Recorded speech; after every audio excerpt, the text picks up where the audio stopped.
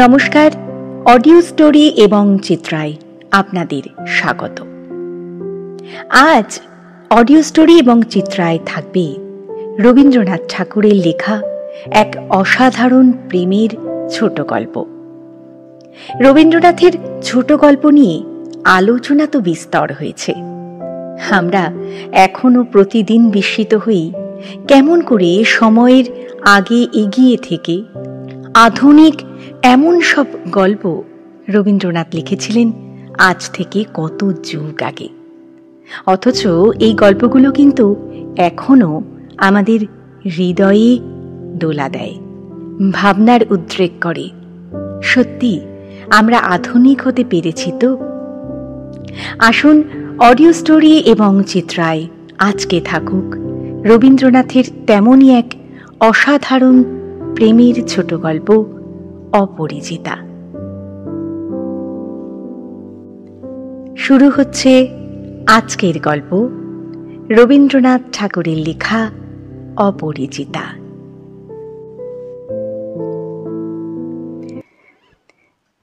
আজ আমার বয়স 27 মাত্র। এই জীবনটা না দৈর্ঘ্যের হিসাবে বড়, না গুণের হিসাবে। তবু ইহার একটু বিশেষ মূল্য আছে।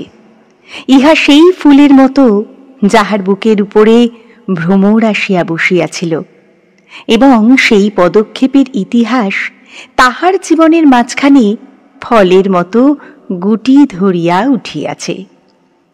সেই ইতিহাসটুকু আকারে ছোট, তাহাকে ছোট করিয়াই লিখিব। ছোটকে যাহারা সামান্য বলিয়া ভুল করেন না, তাহারা ইহার রস বুঝিবেন। কলেজে যতগুলো পরীক্ষা পাশ করিবার সব আমি চুকাইয়াছি। ছেলেবেলায় আমার সুন্দর চেহারা লইয়া পণ্ডিত মশাই আমাকে শিমুল ফুল ও মাকাল ফলের সহিত তুলনা করিয়া বিদ্রূপ করিবার সুযোগ পাইয়াছিলেন। ইহাতে তখন বড় লজ্জা পাইতাম, কিন্তু বয়স হইয়া একথা ভাবিয়াছি, যদি জন্মান্তর থাকে তবে আমার মুখে সুরূপ এবং পণ্ডিত মশাইদের মুখে বিদ্রূপ আবার যেন এমনি করিয়াই প্রকাশ পায়। আমার পিতা এককালে গরিব ছিলেন। ওকালতি করিয়া তিনি প্রচুর টাকা রোজগার করিয়াছেন। ভোগ করিবার সময় নিমেষ মাত্রও পান নাই। মৃত্যুতে তিনি যে হাঁফ ছাড়িলেন, সেই তার প্রথম অবকাশ। আমার তখন বয়স অল্প, মার হাতেই আমি মানুষ। মা গরিবের মেয়ে, তাই আমরা যে ধনী একথা তিনিও ভোলেন না, আমাকেও ভুলিতে দেন না। শিশুকালে আমি কোলে কোলেই মানুষ বোধ করি, সেই জন্য শেষ পর্যন্ত আমার পুরাপুরি বয়সই হইল না। আজও আমাকে দেখিলে মনে হইবে আমি অন্নপূর্ণার কোলে গজাননের ছোট ভাইটি। আমার আসল অভিভাবক আমার মামা। তিনি আমার চেয়ে বড়জোর বছর 6 বড়, কিন্তু ফলগুড় বালির মতো তিনি আমাদের সমস্ত সংসারটাকে নিজের অন্তরের মধ্যে শুষিয়া লইয়াছেন। তাহাকে না খুঁড়িয়া এখানকার এক গণ্ডুষো রস পাইবার জো নাই। এই কারণে কোনো কিছুর জন্যই আমাকে কোনো ভাবনা ভাবিতে হয় না। কন্যার পিতামাত্রই স্বীকার করিবেন আমি সৎ পাত্র। তামাকটুকু পর্যন্ত খাই না। ভালো মানুষ হওয়ার কোনো ঝঞ্ঝাট নাই, তাই আমি নিতান্ত ভালো মানুষ। মাতার আদেশ মানিয়া চলিবার ক্ষমতা আমার আছে, বস্তুত না মানিবার ক্ষমতা আমার নাই। অন্তঃপুরের শাসনে চলিবার মতো করিয়াই আমি প্রস্তুত হইয়াছি। যদি কোনো কন্যা স্বয়ংবরা হন, তবে এই সুলক্ষণটি স্মরণ রাখিবেন।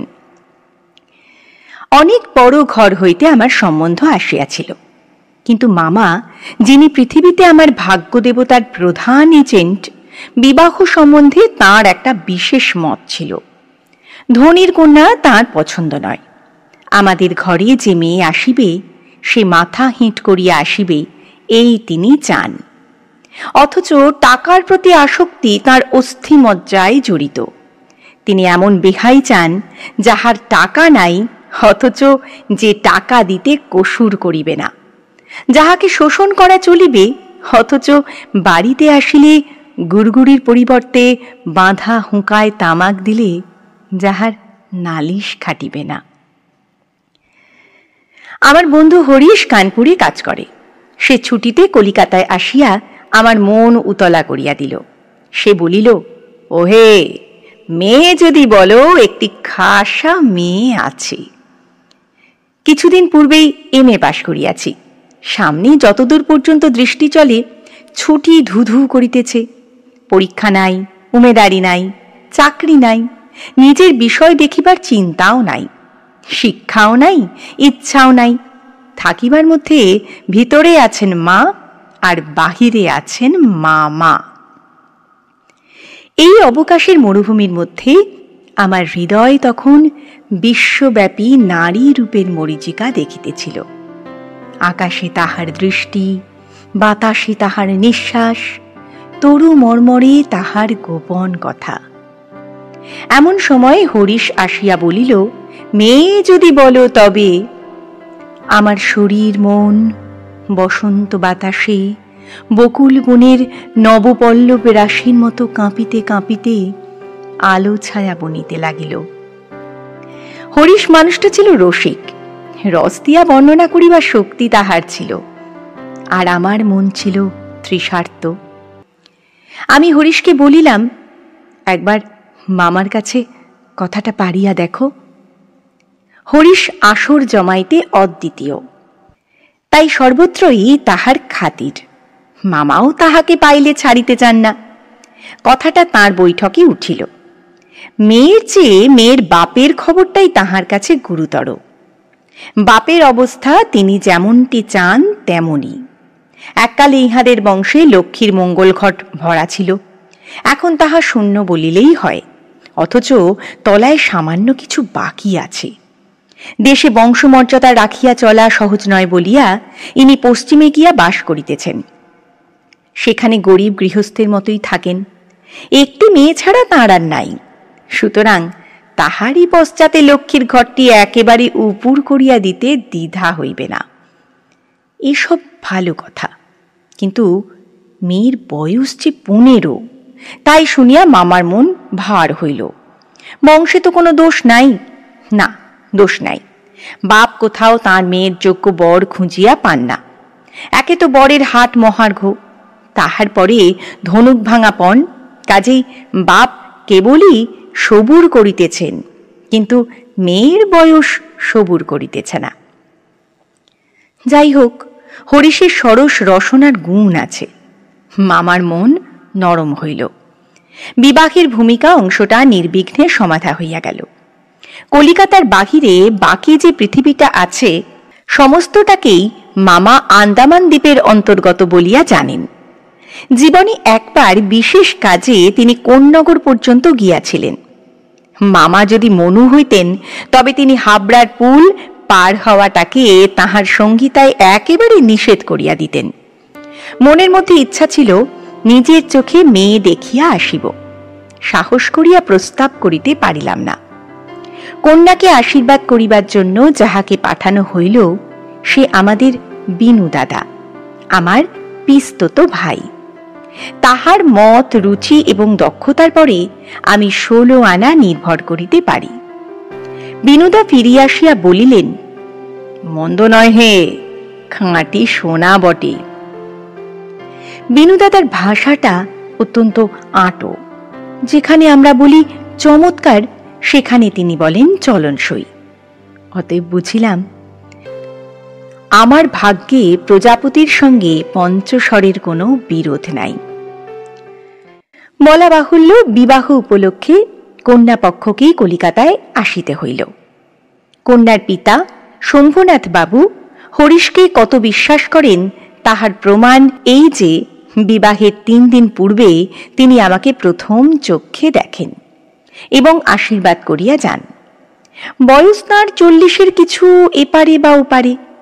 চুল কাঁচা, গোঁফে পাক ধরিতে আরম্ভ করিয়াছে মাত্র। সুপুরুষ বটে। ভিড়ের মধ্যে দেখিলে সকলের আগে তাঁর উপরে চোখ পড়িবার মতো চেহারা। আশা করি আমাকে দেখিয়া তিনি খুশি হইয়াছিলেন। বুঝা শক্ত, কেননা তিনি বড়ই চুপচাপ। যে দুটি একটি কথা বলেন যেন তাহাতে পুরা জোর দিয়া বলেন না। মামার মুখ তখন অনর্গল ছুটিতেছিল। ধনে মানে আমাদের স্থান যে শহরের কারো চেয়ে কম নয়, সেইটিকেই তিনি নানা প্রসঙ্গে প্রচার করিতেছিলেন। শম্ভুনাথ বাবু এ কথায় একেবারেই যোগ দিলেন না। কোনো ফাঁকে একটা হুঁ বা হাঁ কিছুই শোনা গেল না। আমি হইলে দমিয়া যাইতাম, কিন্তু মামাকে দমানো শক্ত। তিনি শম্ভুনাথ বাবুর চুপচাপ ভাব দেখিয়া ভাবিলেন, লোকটা নিতান্ত নির্জীব, একেবারে কোনো তেজ নাই। বেহাই সম্প্রদায়ের আর যাই থাক, তেজ থাকাটা দোষের। অতএব মামা মনে মনে খুশি হইলেন।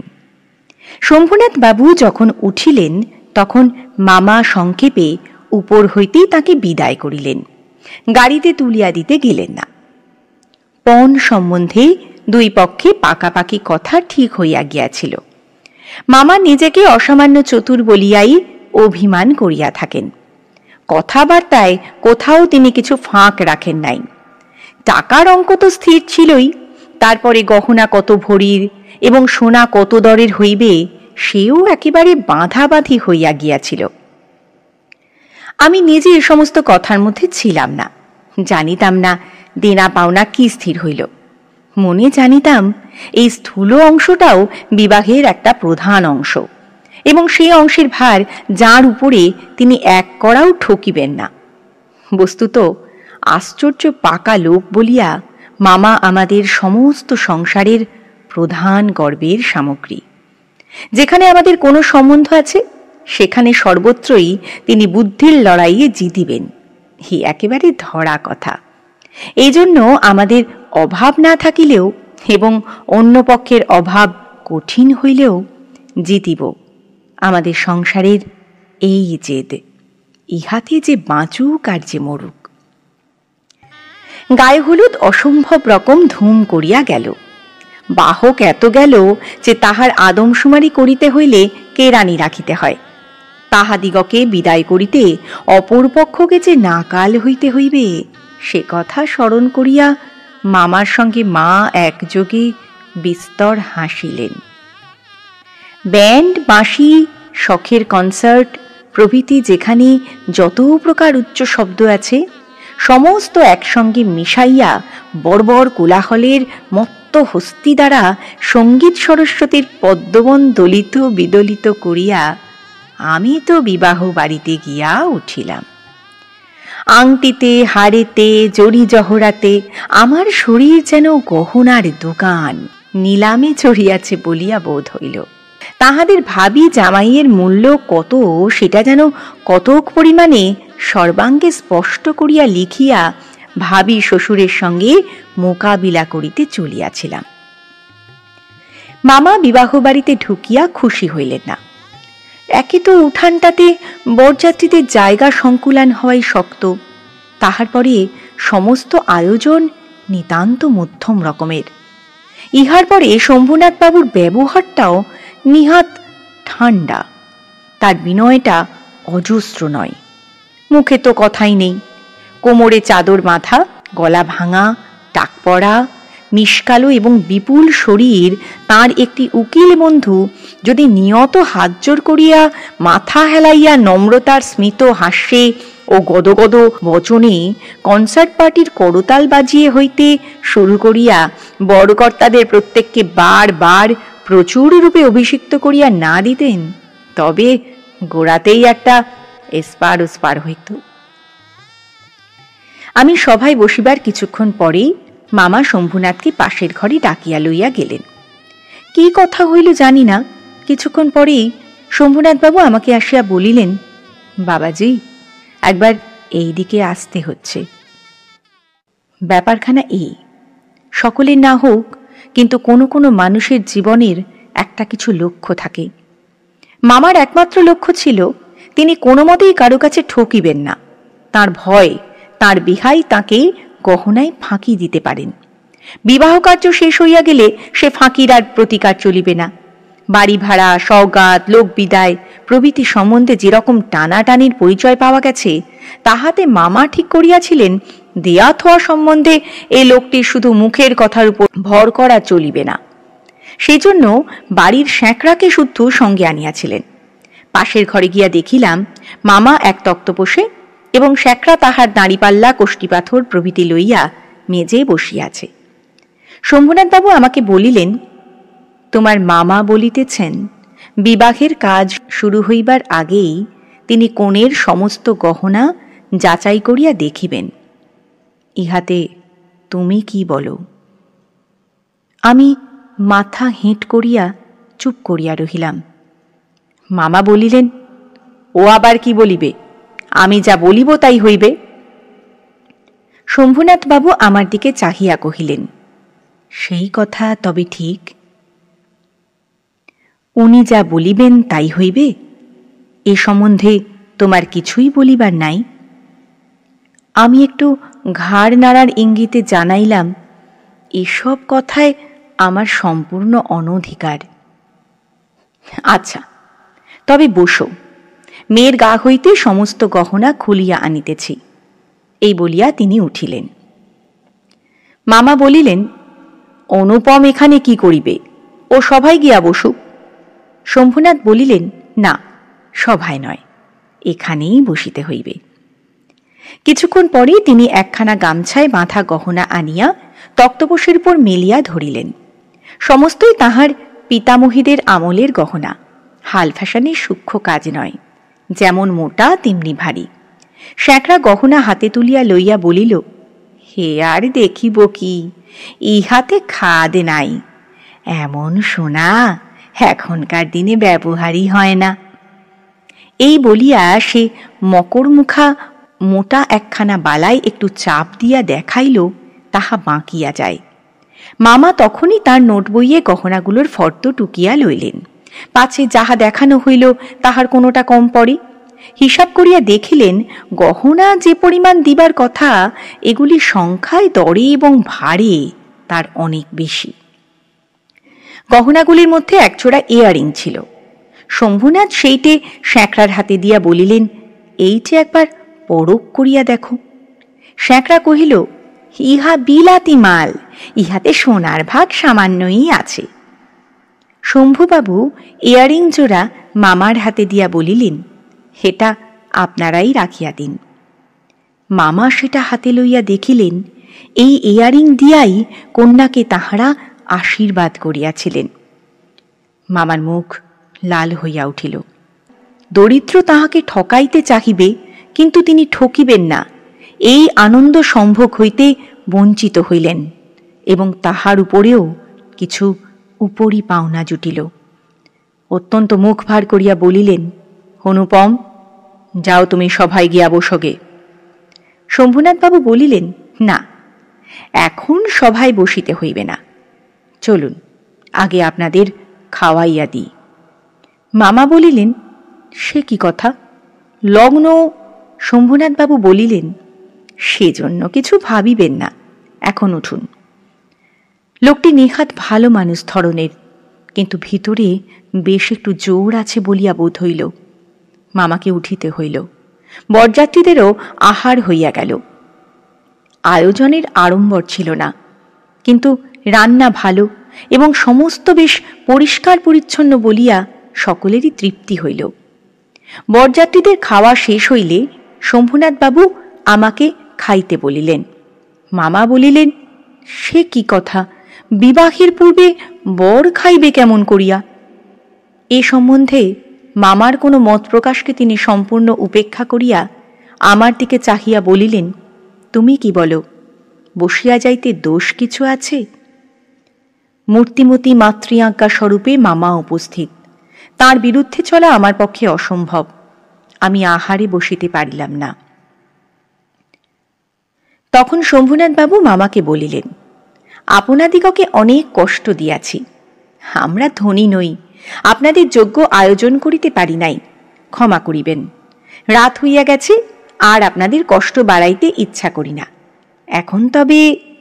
মামা বলিলেন, তা সভায় চলুন, আমরা তো প্রস্তুত আছি। শম্ভুনাথ বলিলেন, তবে আপনাদের গাড়ি বলিয়া দিই। মামা আশ্চর্য হইয়া বলিলেন, ঠাট্টা করিতেছেন নাকি? শম্ভুনাথ কহিলেন, ঠাট্টা তো আপনিই করিয়া সারিয়াছেন। ঠাট্টার সম্পর্কটাকে স্থায়ী করিবার ইচ্ছা আমার নাই। মামা দুই চোখ এত বড় করিয়া মেলিয়া অবাক হইয়া রহিলেন। শম্ভুনাথ কহিলেন, আমার কন্যার গহনা আমি চুরি করিব এ কথা যারা মনে করে তাদের হাতে আমি কন্যা দিতে পারি না।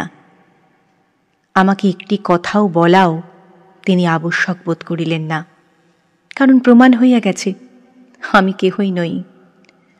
তারপরে যা হইল সে আমি বলিতে ইচ্ছা করি না। ঝাড় লণ্ঠন ভাঙিয়া চুরিয়া জিনিসপত্র লণ্ডভণ্ড করিয়া বরযাত্রীর দল দক্ষ যজ্ঞের পালা সারিয়া বাহির হইয়া গেল।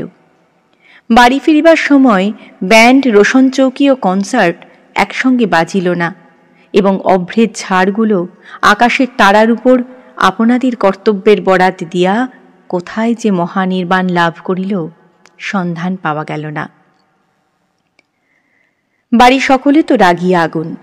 কন্যার পিতার এত গুমর, কলি যে চারপোয়া হইয়া আসিল।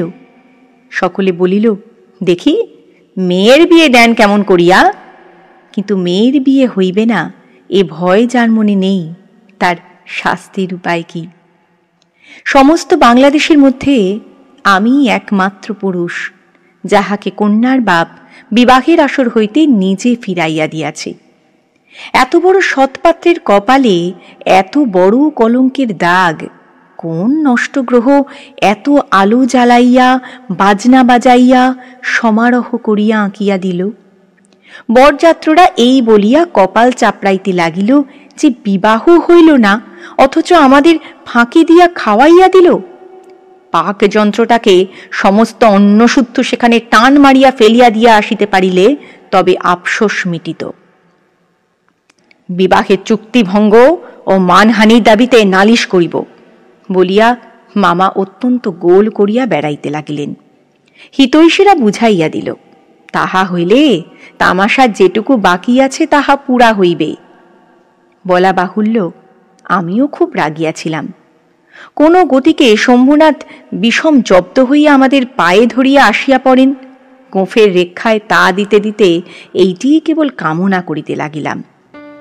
কিন্তু এই আক্রোশের কালো রঙের স্রোতের পাশাপাশি আর একটা স্রোত বহিতেছিল, যেটার রং একেবারেই কালো নয়। সমস্ত মন যে সেই অপরিচিতার পানে ছুটিয়া গিয়াছিল, এখনো যে তাহাকে কিছুতেই টানিয়া ফিরাইতে পারি না। দেয়ালটুকুর আড়ালে রহিয়া গেল গো।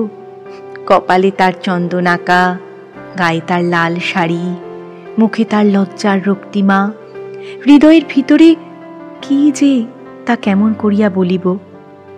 আমার কল্পলোকের কল্পলতাটি বসন্তের সমস্ত ফুলের ভার আমাকে নিবেদন করিয়া দিবার জন্য নত হইয়া পড়িয়াছিল। হাওয়া আসে, গন্ধ পাই, পাতার শব্দ শুনি, কেবল আর একটি মাত্র পা ফেলার অপেক্ষা। এমন সময় সেই এক পদক্ষেপের দূরত্বটুকু এক মুহূর্তে অসীম হইয়া উঠিল। এতদিন যে প্রতি সন্ধ্যায় আমি বিনুদাদার বাড়িতে গিয়া তাহাকে অস্থির করিয়া তুলিয়াছিলাম, বিনুদার বর্ণনার ভাষা অত্যন্ত সংকীর্ণ বলিয়াই তাঁর প্রত্যেক কথাটি স্ফুলিঙ্গের মতো আমার মনের মাঝখানে আগুন জ্বালিয়া দিয়াছিল।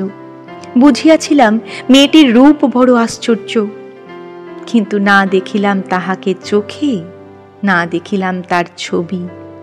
সমস্তই অস্পষ্ট হইয়া রহিল।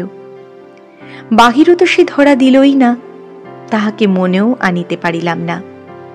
এই জন্য মন সেদিনকার সেই বিবাহ সভার দেয়ালটার বাহিরে ভূতের মতো দীর্ঘ নিঃশ্বাস ফেলিয়া বেড়াইতে লাগিল।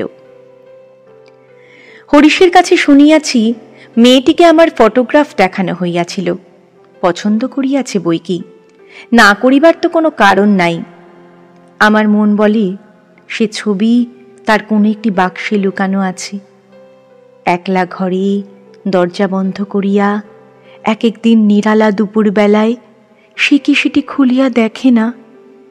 যখন ঝুঁকিয়া পড়িয়া দেখে, তখন ছবিটির উপরে কি তার মুখের দুই ধার দিয়া এলো চুল আসিয়া পড়ে না? হঠাৎ বাহিরে কারো পায়ের শব্দ পাইলে সে কি তাড়াতাড়ি তার সুগন্ধ আঁচলের মধ্যে ছবিটিকে লুকাইয়া ফেলে না? দিন যায়, একটা বৎসর গেল। মামা তো লজ্জায় বিবাহ সম্বন্ধের কথা তুলিতেই পারেন না। মার ইচ্ছা ছিল আমার অপমানের কথা যখন সমাজের লোক ভুলিয়া যাইবে তখন বিবাহের চেষ্টা দেখিবেন। এদিকে আমি শুনিলাম সে মেয়ের নাকি ভালো পাত্র জুটিয়াছিল, কিন্তু সে পণ করিয়াছে বিবাহ করিবে না। শুনিয়া আমার মন পুলকের আবেশে ভরিয়া গেল। আমি কল্পনায় দেখিতে লাগিলাম সে ভালো করিয়া খায় না, সন্ধ্যা হইয়া আসে, সে চুল বাঁধিতে ভুলিয়া যায়, তার বাপ তার মুখের পানে চান আর ভাবেন আমার মেয়ে দিনে দিনে এমন হইয়া যাইতেছে কেন। হঠাৎ কোনোদিন তার ঘরে আসিয়া দেখেন মেয়ের দুই চক্ষে জলে ভরা। জিজ্ঞাসা করেন, মা তোর কি হইয়াছে বল আমাকে। মেয়ে তাড়াতাড়ি চোখের জল মুছিয়া বলে, কই কিছুই তো হয়নি বাবা। বাপের এক মেয়ে যে বড় আদরের মেয়ে। যখন অনাবৃষ্টির দিনের ফুলের কুঁড়িটির মতো মেয়ে একেবারে বিমর্ষ হইয়া পড়িয়াছে তখন বাপের প্রাণে আর সহিল না। তখন অভিমান ভাসাইয়া দিয়া তিনি ছুটিয়া আসিলেন আমাদের দ্বারে। তারপরে মনের মধ্যে সেই যে কালো রঙের ধারাটা বহিতেছে সে যেন কালো সাপের মতো রূপ ধরিয়া ফস করিয়া উঠিল। সে বলিল, বেশ তো, আর একবার বিবাহের আসর সাজানো হোক, আলো জ্বলুক, দেশ বিদেশের লোকের নিমন্ত্রণ হোক, তারপরে তুমি বরের টোপর পায়ে দলিয়া দলবল লইয়া সভা ছাড়িয়া চলিয়া এসো। কিন্তু যে ধারাটি চোখের জলের মতো শুভ্র সে রাজহংসের রূপ ধরিয়া বলিল, যেমন করিয়া আমি একদিন দময়ন্তীর পুষ্পবনে গিয়াছিলাম তেমনি করিয়া আমাকে একবার উড়িয়া যাইতে দাও। আমি বিরহিণীর কানে কানে একবার সুখের খবরটা দিয়া আসি গে। তারপরে দুঃখের রাত পোহাইল, নববর্ষার জল পড়িল, ম্লান ফুলটি মুখ তুলিল। এবারে সেই দেয়ালটার বাহিরে রইল সমস্ত পৃথিবীর আর সবাই, আর ভিতরে প্রবেশ করিল একটি মাত্র মানুষ। তারপরে আমার কথাটি ফুরালো। কিন্তু কথা এমন করিয়া ফুরাইল না। যেখানে আসিয়া তাহা অফুরান হইয়াছে সেখানকার বিবরণ একটুখানি বলিয়া আমার এ লেখা শেষ করিয়া দিই। মাকে লইয়া তীর্থে চলিয়াছিলাম। আমার উপরই ভার ছিল, কারণ মামা এবারেও হাবড়ার পুল পার হন নাই। রেলগাড়িতে ঘুমাইতেছিলাম। ছাঁকানি খাইতে খাইতে মাথার মধ্যে নানা প্রকার এলোমেলো স্বপ্নের ঝুমঝুমি বাজিতেছিল। হঠাৎ একটা কোন স্টেশনে জাগিয়া উঠিলাম। আলোতে অন্ধকারে মেশা সেও এক স্বপ্ন, কেবল আকাশের তারাগুলি চিরপরিচিত, আর সবই অজানা অস্পষ্ট। স্টেশনের দ্বীপ কয়টা খাড়া হইয়া দাঁড়াইয়া আলো ধরিয়া এই পৃথিবীটা যে কত অচেনা এবং যাহা চারিদিকে তাহা যে কতই বহু দূরে তাহাই দেখাইয়া দিতেছে। গাড়ির মধ্যে মা ঘুমাইতেছেন। আলোর নিচে সবুজ পর্দা টানা। তেরঙ্গা বাক্স জিনিসপত্র সমস্তই কে কার ঘাড়ে এলোমেলো হইয়া রহিয়াছে। তাহারা যেন স্বপ্নলোকের ওলটপালট আসবাব, সবুজ প্রদোষের মিটমিটে আলোতে থাকা এবং না থাকার মাঝখানে কেমন একরকম হইয়া পড়িয়া আছে। এমন সময়ে সেই অদ্ভুত পৃথিবীর অদ্ভুত রাত্রে কে বলিয়া উঠিল, শিগগির চলে আয়, এই গাড়িতে জায়গা আছে। মনে হইল যেন গান শুনিলাম। বাঙালি মেয়ের গলায় বাংলা কথা যে কি মধুর, তাহা এমনি করিয়া অসময়ে অজায়গায় আচমকা শুনিলে তবে সম্পূর্ণ বুঝিতে পারা যায়। কিন্তু এই গলাটিকে কেবলমাত্র মেয়ের গলা বলিয়া একটা শ্রেণীভুক্ত করিয়া দেওয়া চলে না। এ কেবল একটি মানুষের গলা। শুনিলেই মন বলিয়া উঠে,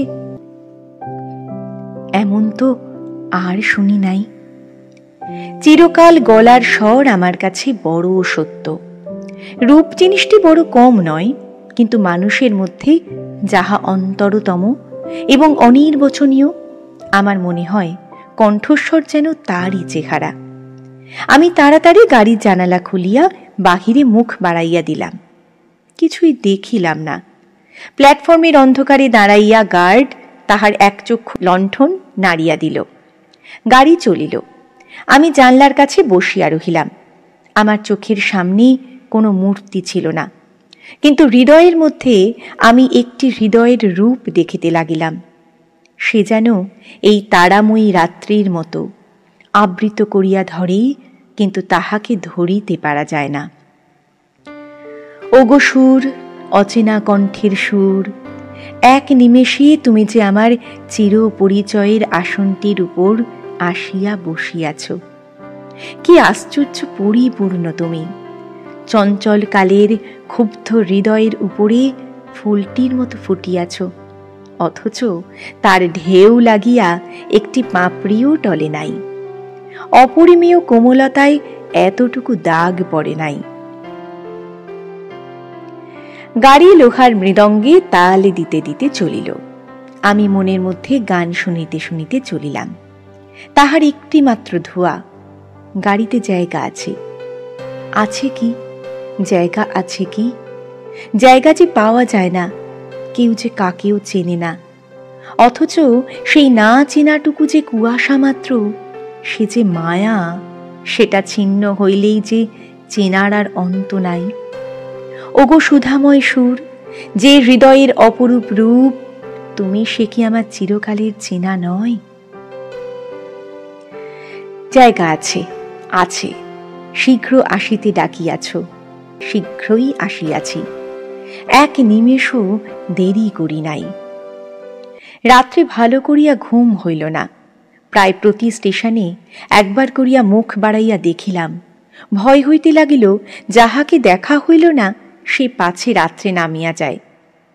পরদিন সকালে একটা বড় স্টেশনে গাড়ি বদল করিতে হইবে। আমাদের ফার্স্ট ক্লাসের টিকিট।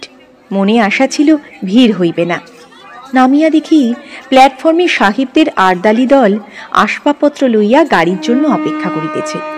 কোন এক ফৌজের বড় জেনারেল সাহেব ভ্রমণে বাহির হইয়াছেন। 2-3 মিনিট পরেই গাড়ি আসিল। বুঝিলাম ফার্স্ট ক্লাসের আশা ত্যাগ করিতে হইবে। মাকে লইয়া কোন গাড়িতে উঠি সে এক বিষম ভাবনায় পড়িলাম। সব গাড়িতেই ভিড়। দাঁড়ে দাঁড়ে উঁকি মারিয়া বেড়াইতে লাগিলাম।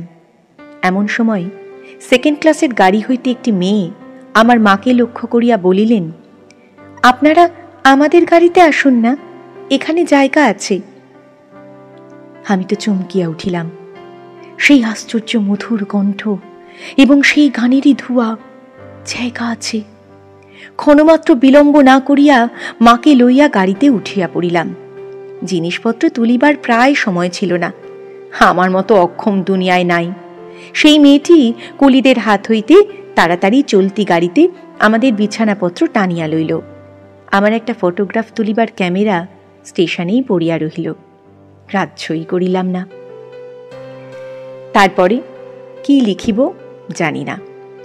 আমার মনের মধ্যে একটি অখণ্ড আনন্দের ছবি আছে। তাহাকে কোথায় শুরু করিব, কোথায় শেষ করিব? বসিয়া বসিয়া বাক্যের পর বাক্য যোজনা করিতে ইচ্ছা করে না। এবার সেই সুরটিকে চোখে দেখিলাম। তখনও তাহাকে সুর বলিয়াই মনে হইল। মায়ের মুখের দিকে চাহিলাম। দেখিলাম তাঁর চোখে পলক পড়িতেছে না। মেয়েটির বয়স 16 কি 17 হইবে, কিন্তু নব যৌবন ইহার দেহে মনে কোথাও যেন একটু ভার চাপাইয়া দেয় নাই। ইহার গতি সহজ, দীপ্তি নির্মল, সৌন্দর্যে সুচিতা অপূর্ব। ইহার কোনো জায়গায় কিছু জরিমা নাই। আমি দেখিতেছি। বিস্তারিত করিয়া কিছু বলা আমার পক্ষে অসম্ভব। এমনকি সে যে কি রঙের কাপড় কেমন করিয়া পরিয়াছিল তাহাও ঠিক করিয়া বলিতে পারিব না। এটা খুব সত্য যে তাহার বেশভূষায় এমন কিছুই ছিল না যেটা তাহাকে ছাড়াইয়া বিশেষ করিয়া চোখে পড়িতে পারে। সে নিজের চারিদিকের সকলের চেয়ে অধিক। রজনীগন্ধার শুভ্র মঞ্জরীর মতো সরল বৃন্তটির উপরে দাঁড়াইয়া যে গাছে ফুটিয়াছে সে গাছকে সে একেবারেই অতিক্রম করিয়া উঠিয়াছে। সঙ্গে 2-3টি ছোট ছোট মেয়ে ছিল। তাহাদিগকে লইয়া তাহার হাসি এবং কথার আর অন্ত ছিল না। আমি হাতে একখানা বই লইয়া সেদিকে কান পাতিয়া রাখিয়াছিলাম। যেটুকু কানে আসিতেছিল সে তো সমস্তই ছেলে মানুষের সঙ্গে ছেলে মানুষই কথা। তাহার বিশেষত্ব এই যে তাহার মধ্যে বয়সের তফাৎ কিছুমাত্র ছিল না। ছোটদের সঙ্গে সে অনায়াসী এবং আনন্দে ছোট হইয়া গিয়াছিল। সঙ্গে কতকগুলি ছবিওয়ালা ছেলেদের গল্পের বই। তাহারই কোন একটা বিশেষ গল্প শোনাইবার জন্য মেয়েরা তাকে ধরিয়া পড়িল। এই গল্প নিশ্চয় তারা 20-25 বার শুনিয়াছে। মেয়েদের কেন যে এত আগ্রহ তাহা বুঝিলাম। সেই সুধা কণ্ঠের সোনার কাঠিতে সকল কথা যে সোনা হইয়া ওঠে। মেয়েটির সমস্ত শরীর মন যে একেবারে প্রাণে ভরা, তার সমস্ত চলায় বলায় স্পর্শে প্রাণ ঠিকরিয়া ওঠে। তাই মেয়েরা যখন তার মুখে গল্প শোনে তখন গল্প নয়, তাহাকেই শোনে। তাহাদের হৃদয়ের উপর প্রাণের ঝর্ণা ছড়িয়া পড়ে। তার সেই উদ্ভাসিত প্রাণ আমার সেদিনকার সমস্ত সূর্যকিরণকে সজীব করিয়া তুলিল। আমার মনে হইল আমাকে যে প্রকৃতি তাহার আকাশ দিয়া বেষ্টন করিয়াছে, সে ওই তরুণীরই অক্লান্ত অম্লান প্রাণের বিশ্বব্যাপী বিস্তার। পরে স্টেশনে পৌঁছিতেই খাবারওয়ালাকে ডাকিয়া সে খুব খানিকটা চানামুঠ কিনিয়া লইল এবং মেয়েদের সঙ্গে মিলিয়া নিতান্ত ছেলে মানুষের মতো করিয়া কলহাস্য করিতে করিতে অসংকোচে খাইতে লাগিল। আমার প্রকৃতি যে জাল দিয়া বেড়া, আমি কেন বেশ সহজে হাসি মুখে মেয়েটির কাছে এই চানা এক মুঠা চাহিয়া লহিতে পারিলাম না? হাত বাড়াইয়া দিয়া কেন আমার লোভ স্বীকার করিলাম না? মা ভালো লাগা এবং মন্দ লাগার মধ্যে দোমনা হইয়া ছিলেন। গাড়িতে আমি পুরুষ মানুষ, তবু ইহার কিছুমাত্র সংকোচ নাই। বিশেষত এমন লোভীর মতো খাইতেছে, সেটা ঠিক তার পছন্দ হইতেছিল না। অথচ ইহাদের বেহায়া বলিয়াও তার ভ্রম হয় নাই। তার মনে হইল এ মেয়ের বয়স হইয়াছে, কিন্তু শিক্ষা হয় নাই। মা হঠাৎ কারো সঙ্গে আলাপ করিতে পারেন না। মানুষের সঙ্গে দূরে দূরে থাকাই তার অভ্যাস। এই মেয়েটির পরিচয় লইতে তার খুব ইচ্ছা, কিন্তু স্বাভাবিক বাধা কাটাইয়া উঠিতে পারিতেছিলেন না। এমন সময় গাড়ি একটা বড় স্টেশনে আসিয়া থামিল। সেই জেনারেল সাহেবের একদল অনুষঙ্গী এই স্টেশন হইতে উঠিবার উদ্যোগ করিতেছে। গাড়িতে কোথাও জায়গা নাই। বারবার আমাদের গাড়ির সামনে দিয়ে তারা ঘুরিয়া গেল। মা তো ভয়ে আড়ষ্ট, আমিও মনের মধ্যে শান্তি পাইতেছিলাম না। গাড়ি ছাড়িবার অল্পকাল পূর্বে একজন দেশি রেলওয়ে কর্মচারী নাম লেখা 2খানা টিকিট গাড়ির 2 বেঞ্চের শিয়রের কাছে লটকাইয়া দিয়া আমাকে বলিল, এ গাড়ির এই 2 বেঞ্চ আগে হইতেই 2 সাহেব রিজার্ভ করিয়াছেন, আপনাদিগকে অন্য গাড়িতে যাইতে হইবে। আমি তো তাড়াতাড়ি ব্যস্ত হইয়া দাঁড়াইয়া উঠিলাম। মেয়েটি হিন্দিতে বলিল, না, আমরা গাড়ি ছাড়িব না। সে লোকটি রোগ করিয়া বলিল, না ছাড়িয়া উপায় নাই। কিন্তু মেয়েটির চলিষ্ণুতার কোনো লক্ষণ না দেখিয়া সে নামিয়া গিয়া ইংরেজ স্টেশন মাস্টারকে ডাকিয়া আনিল। সে আসিয়া আমাকে বলিল, আমি দুঃখিত, কিন্তু শুনিয়া আমি কুলি কুলি করিয়া ডাক ছাড়িতে লাগিলাম। মেয়েটি উঠিয়া 2 চক্ষে অগ্নিবর্ষণ করিয়া বলিল, না, আপনি যাইতে পারিবেন না, যেমন আছেন বসিয়া থাকুন। বলিয়া সে দাঁড়ির কাছে দাঁড়াইয়া স্টেশন মাস্টারকে ইংরেজি ভাষায় বলিল, এই গাড়ি আগে হইতে রিজার্ভ করা, এ কথা মিথ্যা কথা। বলিয়া নাম লেখা টিকিটটি খুলিয়া প্ল্যাটফর্মে ছুঁড়িয়া ফেলিয়া দিল। ইতিমধ্যে আরদালি সমেত ইউনিফর্ম পরা সাহেব দাঁড়ির কাছে আসিয়া দাঁড়িয়ে আছে। গাড়িতে সে তার আসবাব উঠাইবার জন্য আরদালিকে প্রথমে ইশারা করিয়াছিল। তাহার পরে মেয়েটির মুখে তাকাইয়া তার কথা শুনিয়া ভাব দেখিয়া স্টেশন মাস্টারকে একটু স্পর্শ করিল এবং তাহাকে আড়ালে লইয়া গিয়া কি কথা কহিল জানি না। দেখা গেল গাড়ি ছাড়িবার সময় অতীত হইলেও আর একটা গাড়ি জুড়িয়া তবে ট্রেন ছাড়িল। মেয়েটি তার দলবল লইয়া আবার এক পত্তন চানামুঠ খাইতে শুরু করিল, আর আমি লজ্জায় জানলার বাইরে মুখ বাড়াইয়া প্রকৃতির শোভা দেখিতে লাগিলাম। কানপুরে গাড়ি আসিয়া থামিল। মেয়েটি জিনিসপত্র বাঁধিয়া প্রস্তুত। স্টেশনে একটি হিন্দুস্তানি চাকর ছুটিয়া আসিয়া ইহাদিগকে নামাইবার উদ্যোগ করিতে লাগিল। মা তখন আর থাকিতে পারিলেন না, জিজ্ঞাসা করিলেন, তোমার নাম কি মা? মেয়েটি বলিল, আমার নাম কল্যাণী। শুনিয়া মা এবং আমি দুজনেই চমকিয়া উঠিলাম। তোমার বাবা? তিনি এখানকার ডাক্তার, তাহার নাম শম্ভুনাথ সেন। তারপরে সবাই নামিয়া গেল। উপসংহার। মামার নিষেধ অমান্য করিয়া, মাতৃ আজ্ঞা ঠেলিয়া তারপরে আমি কানপুরে আসিয়াছি। কল্যাণীর বাপ এবং কল্যাণীর সঙ্গে দেখা হইয়াছে। হাত জোর করিয়াছি, মাথা হেঁট করিয়াছি। শম্ভুনাথ বাবুর হৃদয় গলিয়াছে। কল্যাণী বলে, আমি বিবাহ করিব না। আমি জিজ্ঞাসা করিলাম, কেন? সে বলিল, মাতৃ আজ্ঞা। কি সর্বনাশ, এ পক্ষেও মাতুল আছে নাকি? তারপরে বুঝিলাম মাতৃভূমি আছে। সেই বিবাহ ভাঙার পর হইতে কল্যাণী মেয়েদের শিক্ষার ব্রত গ্রহণ করিয়াছে। কিন্তু আমি আশা ছাড়িতে পারিলাম না। সেই সুরটি যে আমার হৃদয়ের মধ্যে আজও বাজিতেছে, সে যেন কোন ওপারের বাঁশি আমার সংসারের বাহির হইতে আসিল, সমস্ত সংসারের বাহিরে ডাক দিল। আর সেই যে রাত্রির অন্ধকারের মধ্যে আমার কানে আসিয়াছিল, জায়গা আছে, সে যে আমার চিরজীবনের গানের ধোঁয়া হইয়া রহিল। তখন আমার বয়স ছিল 23, এখন হইয়াছে 27। এখনো আশা ছাড়ি নাই, কিন্তু মাতুলকে ছাড়িয়াছি। নিতান্ত এক ছেলে বলিয়া মা আমাকে ছাড়িতে পারেন নাই। তোমরা মনে করিতেছ আমি বিবাহের আশা করি? না, কোনো কালেই না। আমার মনে আছে কেবল সেই এক রাত্রির অজানা কণ্ঠের মধুর সুরের আশা। জায়গা আছে, নিশ্চয়ই আছে, নইলে দাঁড়াবো কোথায়? তাই বৎসরের পর বৎসর যায়, আমি এখানেই আছি। দেখা হয়, সেই কণ্ঠ শুনি, যখন সুবিধা পাই কিছু তার কাজ করে দিই। আর মন বলে, এই তো জায়গা পাইয়াছি।